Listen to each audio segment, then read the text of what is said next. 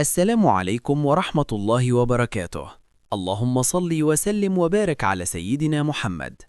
أهلا بكم متابعين الكرام في قناتكم، وما تنسوش دعمنا بالاشتراك في القناة وتفعيل زر الجرس عشان يوصل لكم كل جديد في عالم كرة القدم.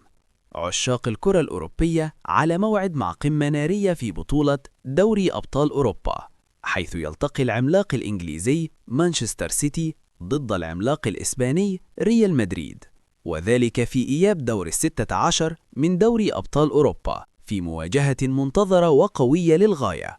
وتقام المباراة على ملعب نادي الاتحاد معقل فريق مانشستر سيتي في إنجلترا. موعد المباراة الثلاثاء 17 مارس. توقيت المباراة 10 مساء بتوقيت القاهرة، 11 مساء بتوقيت مكة المكرمة، 12 منتصف الليل بتوقيت أبو ظبي، 9 مساء بتوقيت المغرب. القنوات الناقلة تنقل المباراة عبر شبكة بي إن سبورتس، الناقل الحصري لبطولة دوري أبطال أوروبا في الشرق الأوسط وشمال أفريقيا.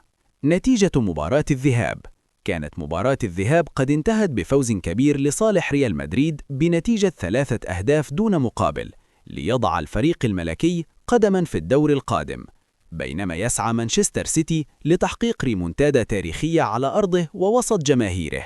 فهل ينجح مانشستر سيتي في قلب الطاولة والعودة في النتيجة، أم يؤكد ريال مدريد تفوقه ويحسم التأهل إلى ربع النهائي؟